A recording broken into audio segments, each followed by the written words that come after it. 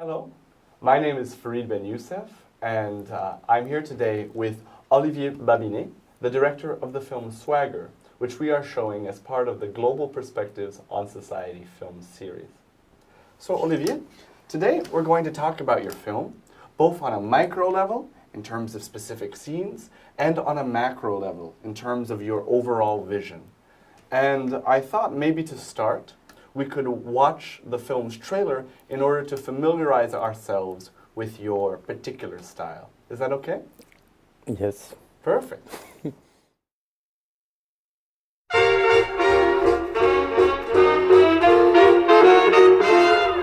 Les architectes, ceux qui vivent dans les grandes villes, eh ben, ils savent pas la vie de banlieue, comment c'est, etc.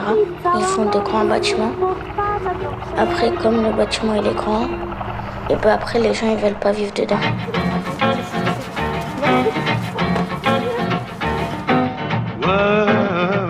Vous êtes raciste.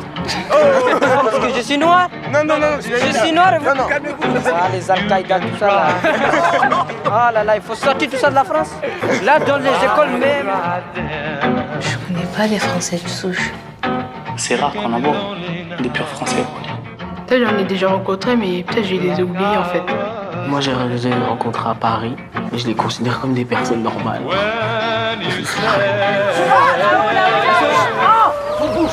Tous mes rêves ils tournent autour de la mode. Tout le monde s'habille en jogging basket. Ils ont le style clonage. J'aimerais être Obama. Il a un charisme fou, il sait marcher, puis il dégage quelque chose. François Hollande quand il marche, pas trop ça.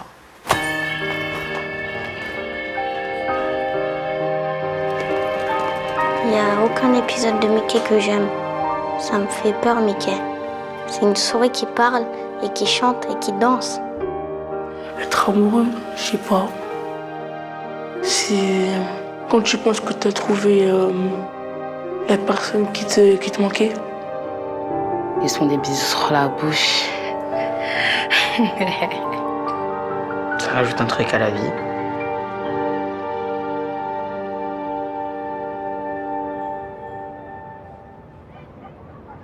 So this film, which is about youth in the banlieue, the Paris projects, offers some really interesting insights into these sons and daughters of immigrants. And I remember watching the film, one of your subjects notes of the white French population, quote, "They're not with us. They're in France, but they aren't with us."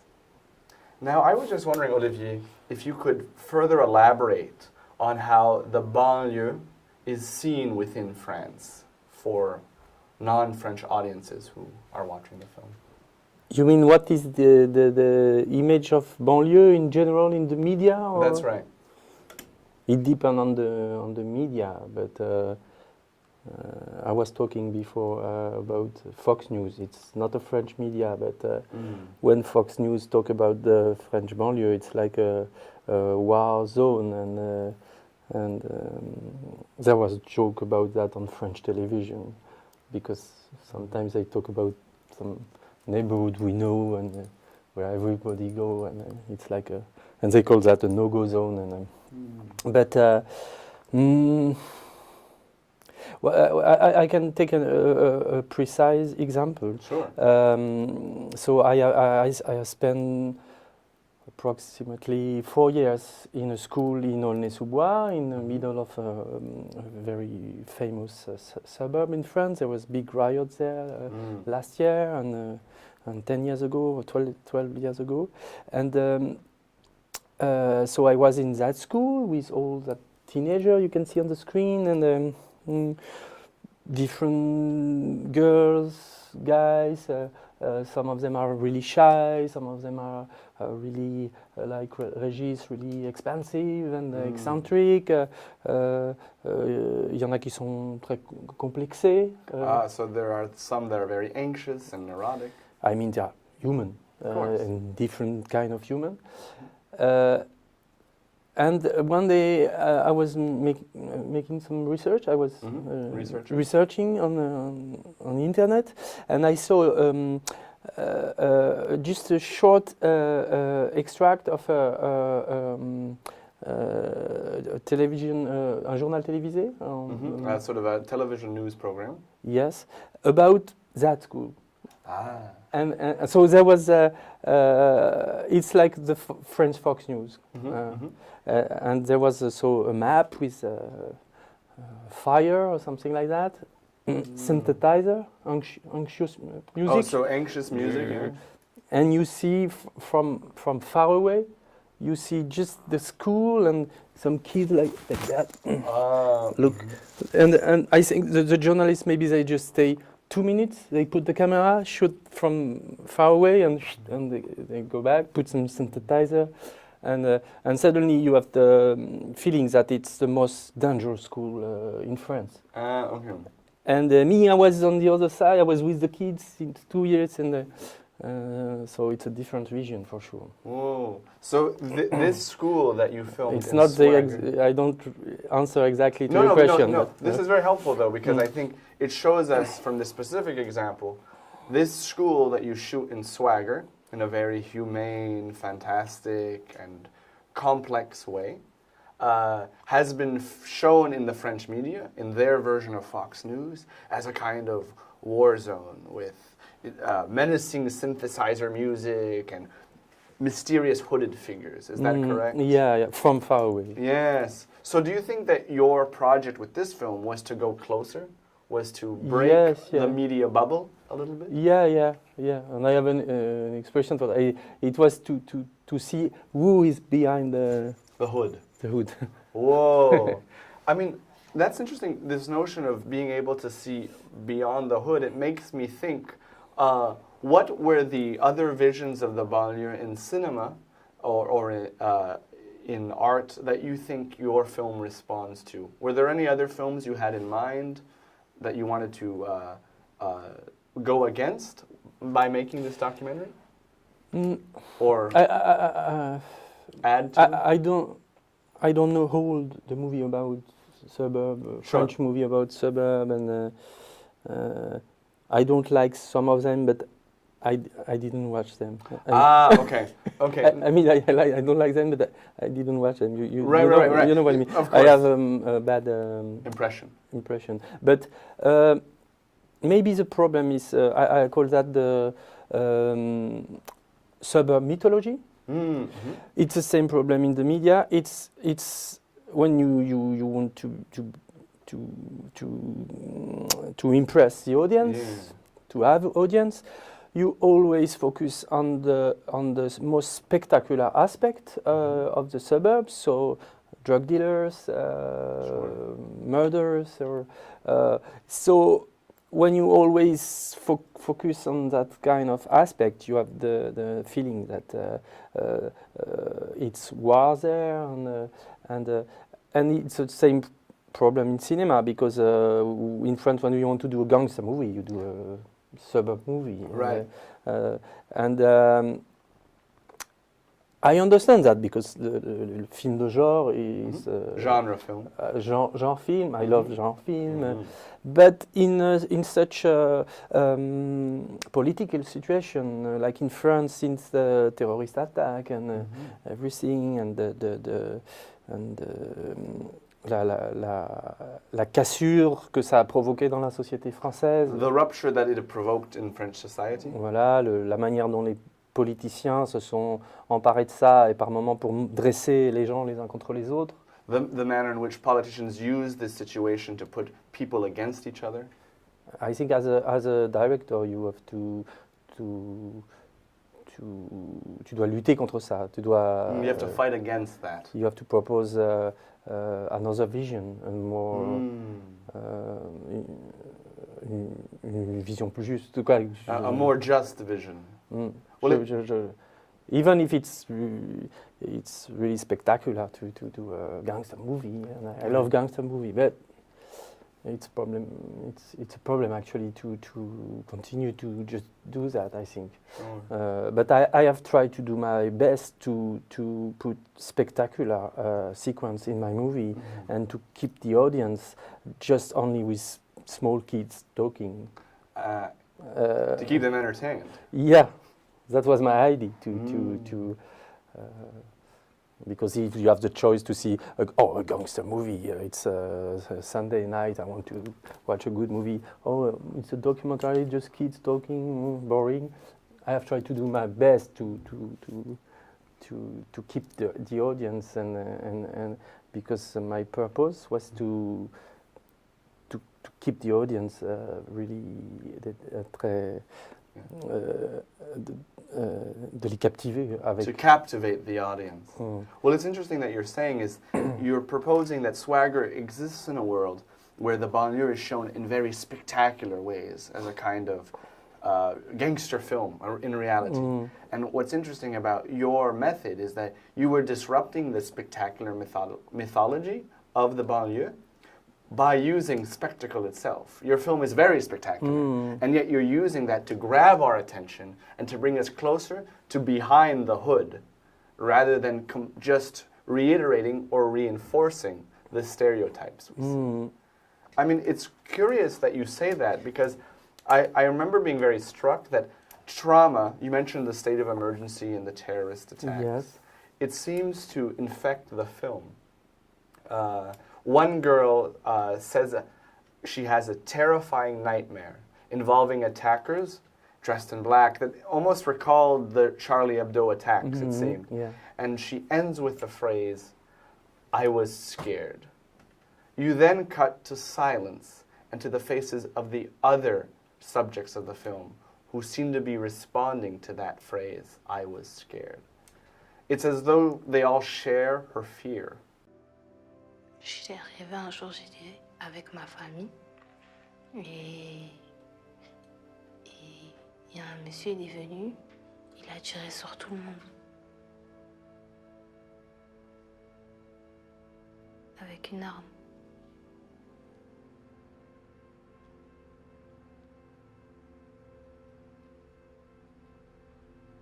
Je le connais pas.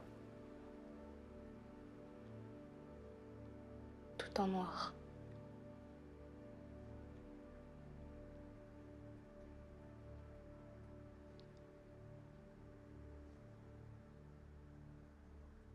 J'avais peur.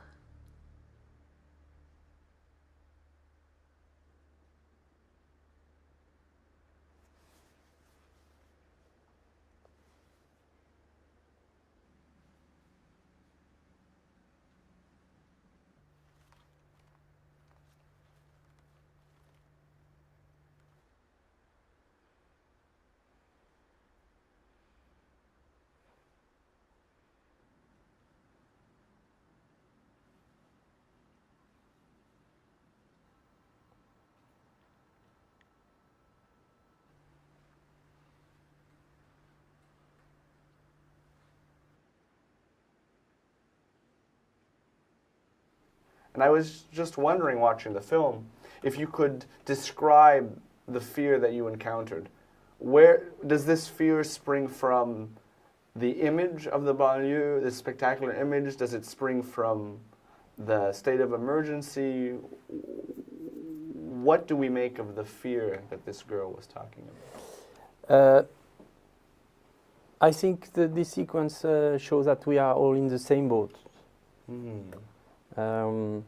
Charlie Hebdo and Le Bataclan are two different things. Okay. But when we shot the movie, we start before Charlie Hebdo and we finish it the day just before Le Bataclan. Okay. But I remember after Le Bataclan, I received many messages from the kids.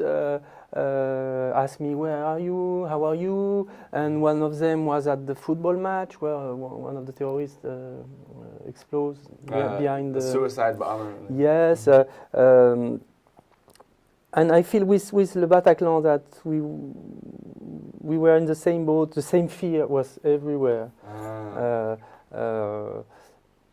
But the silent moment in the movie is a little bit different, because after the terrorist attack in France, there was the press and the media were talking about those kids in that kind of suburb, and say they don't respect France, and they don't respect the silent minute.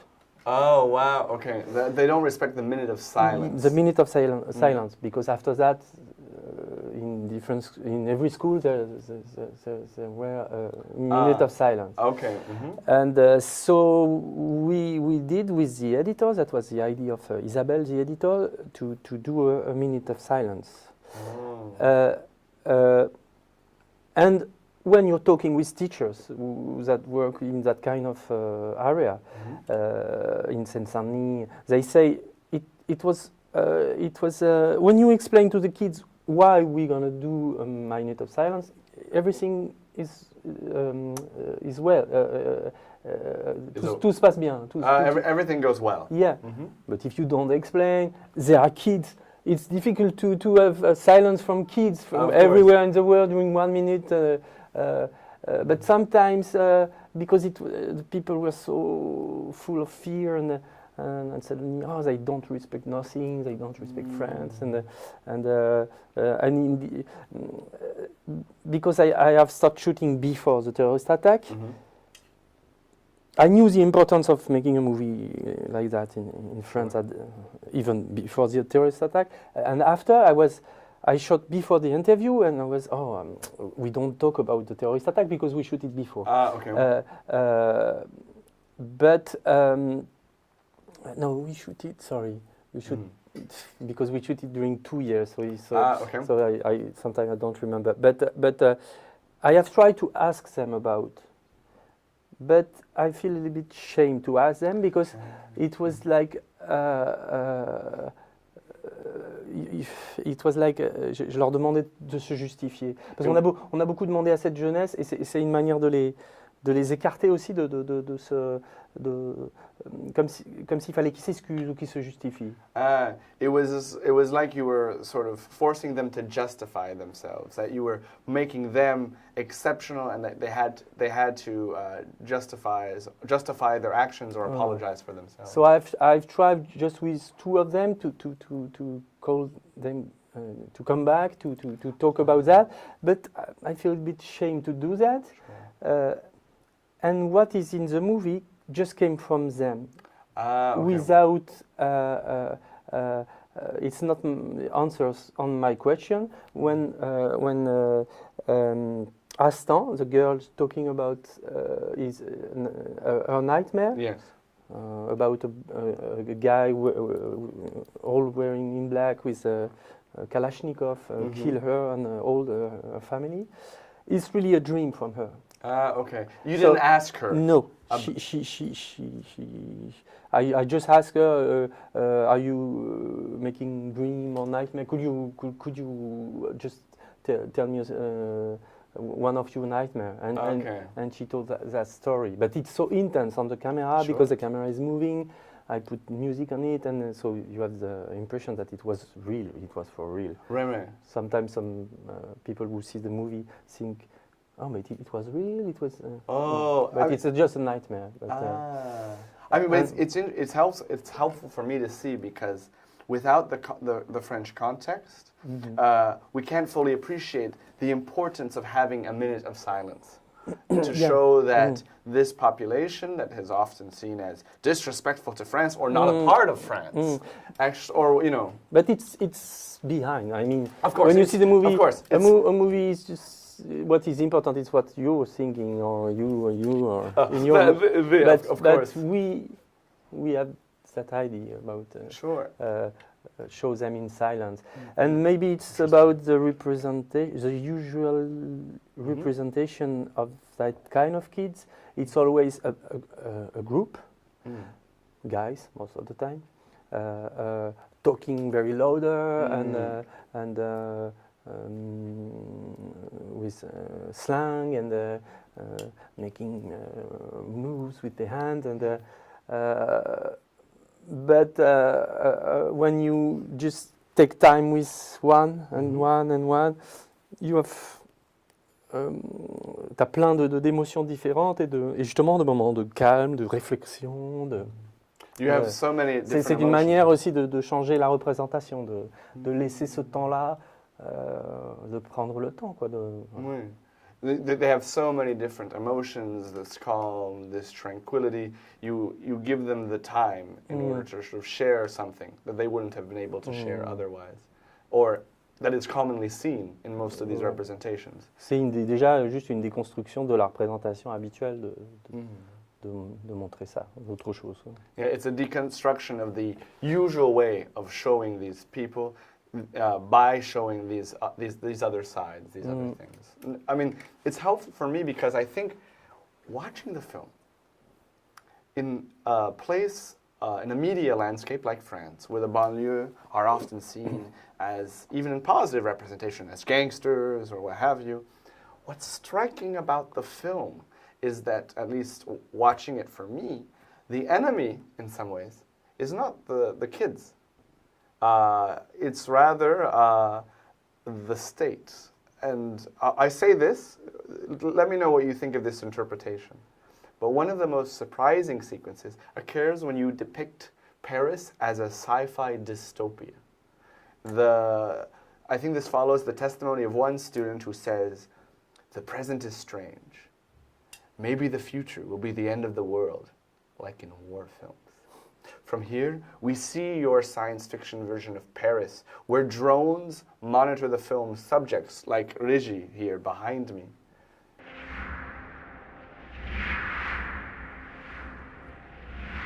Le présent, il est bizarre. Déjà, il y a des guerres pour rien. Je sais même pas d'où ils viennent les guerres qu'ils font. Et il y a beaucoup de personnes dans la rue. Alors du coup, je me demande, est-ce que le futur sera meilleur qu'aujourd'hui? Le futur, peut-être, ça sera déjà la fin du monde. Hein.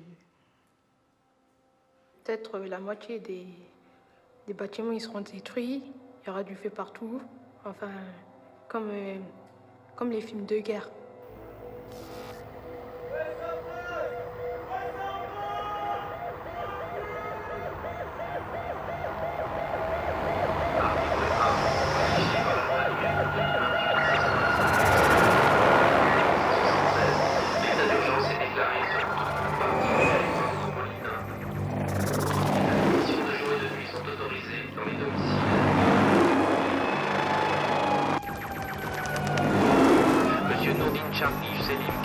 Comparution immédiate devant le juge des libertés et de la détention.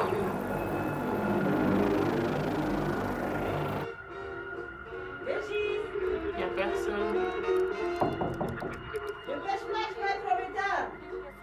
J'ai pas fini, je suis en train de me laver.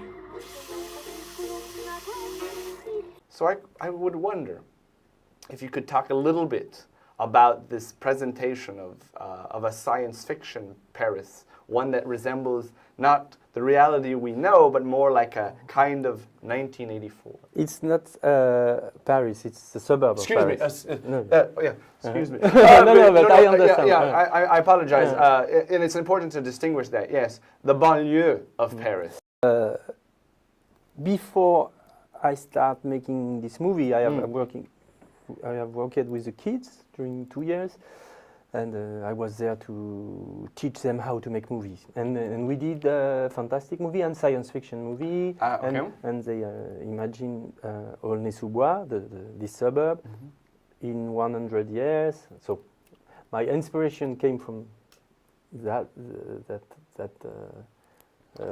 workshop with the kids. But that's true that actually, since the terrorist attack in France, we have the state of emergency.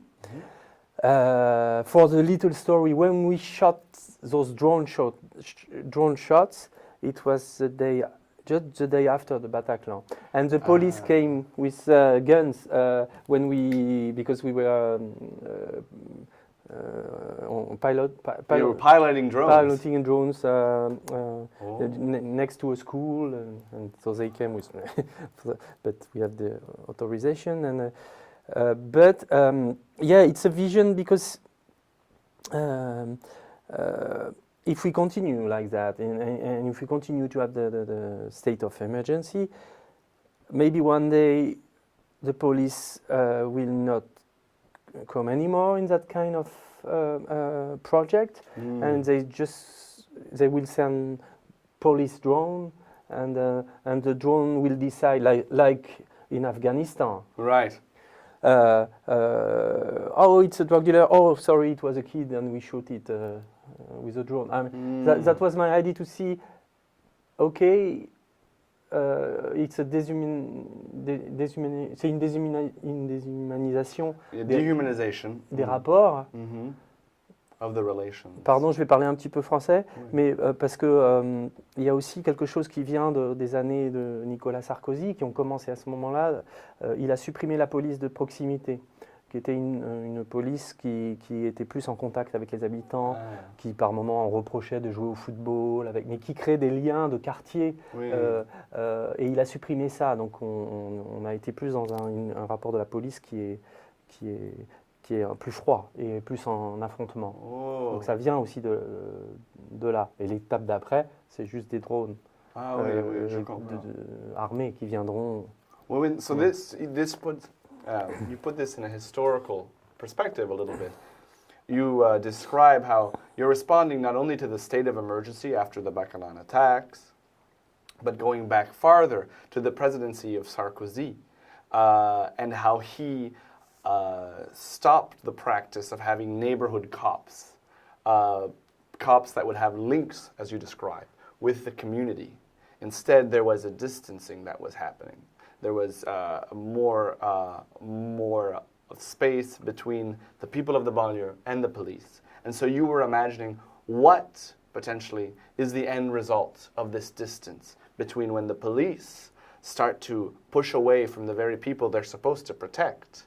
You frame it in the film and in your words as perhaps the end result will be something like the war zone of Afghanistan, where the drones are the only thing that see the enemy, as it were. And Manuel Valls, who was the prime minister of François Hollande, so of the left wings, after a terrible attack of police near a project, not in Aulnay-sous-Bois, but so it was a hard attack. C'est des jeunes qui ont envoyé un cocktail Molotov dans une voiture de police. So some youth threw a Molotov cocktail into a police car. Yeah, and after that he say we must send drones on the projects. So, and he was no, he was not prime minister. Sorry, he was ministre de l'Intérieur.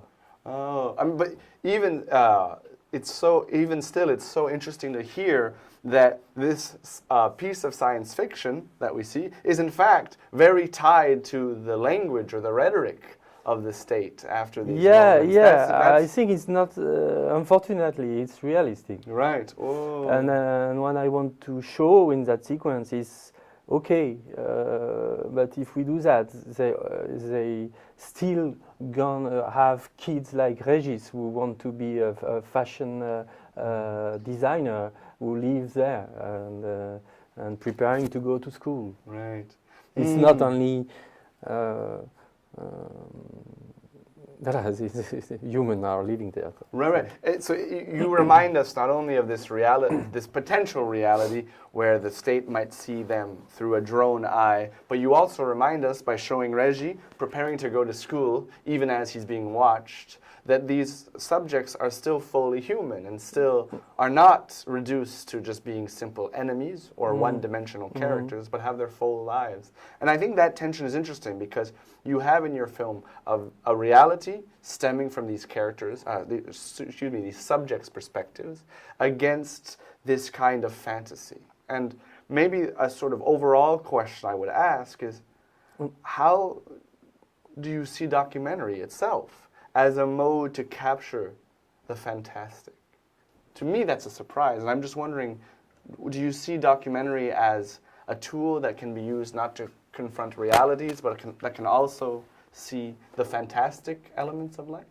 Maybe because it was not my original domain. Okay.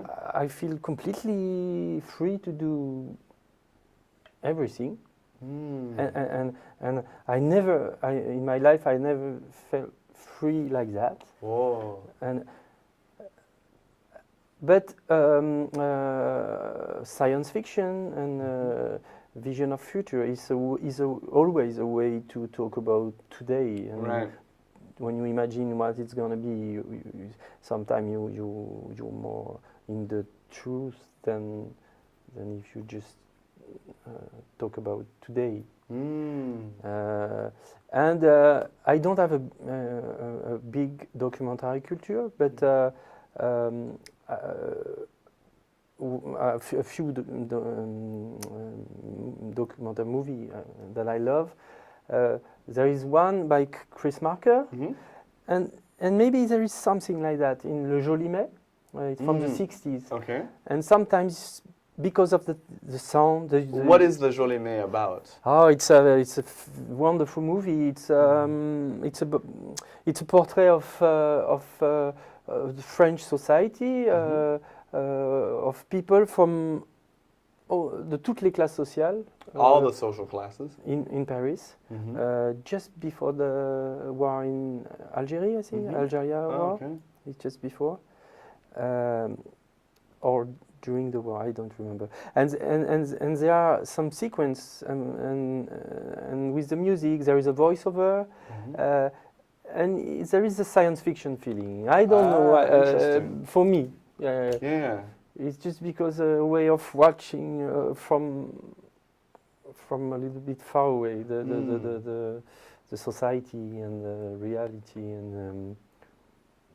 Well, I mean, that to me, I think, is helpful to understand your vision a little bit, because you're citing the Marker film, which is already, first off, ironically, is next to the Algerian War, much like you are responding to a state of emergency. And at the same time, though, I think it's an important reminder, you say, which is science fiction, we shouldn't forget, is actually a way to use the future and imagine future to talk about the present. And I think that's what's so remarkable about your film, is that you're bringing us into some imagined future to think about the tensions and the humans and the state that exists at this present day, and that are all in conflict and living with each other. And so for me, it's very exciting, because it shows how documentary can be a rich form that goes beyond just simply capturing the real. You know? And I have something to say. During this sequence, when the police, the drone of the police come in the project, you hear the drone talking. Oh yeah. And it's the text of the state of emergency, exactly. Oh, I didn't realize. It's just comment on dit the law. La loi. La loi. Wow. No, I mean, that's remarkable. No, because and that helps really frame hearing that perspective, just how close this is to the present day reality. And I guess we could talk so much more about so many scenes from the film, but before we end, I guess I would just like to ask you, just generally, given your interest in this film of crossing cultural boundaries and presenting a diversity of perspectives, what does it mean for you to bring swagger to an institution like NYU Shanghai, to be a part of our film series, which is dedicated to the idea of global perspectives on society? It's science fiction. Ah, a little unreal, perhaps. Yeah, yeah. I didn't expect that when I shot this movie, that one day I will be in Shanghai with you, and it's incredible for me. It's like maybe it's because the movie was in theater 2 years ago in France, and I was everywhere with that movie, and maybe China is my last destination and most incredible, and I'm really curious to hear what the student gonna say about that. I'm really curious to hear the differences and the convergence. The convergences. The convergences with the problem of those youth and the youth here. because I was in many suburbs in many countries, and kids from who grew up in projects in, I don't know, Harlem or San Francisco, they came to me and say, "Oh, thank you, it's a movie about us." So I don't know if the Chinese youth some of them gonna feel the same thing. But before we were talking with one of the students, one of the teacher, a young teacher. Oh yeah, young teacher, yes. And he was saying something similar, yes. So you've already gotten that reception from students that this film speaks so closely to their experience and it crosses borders. And Olivier, it's such an honor to have you here. Thank you so much for talking with me. I hope to continue our conversation soon. Thank you. Bye.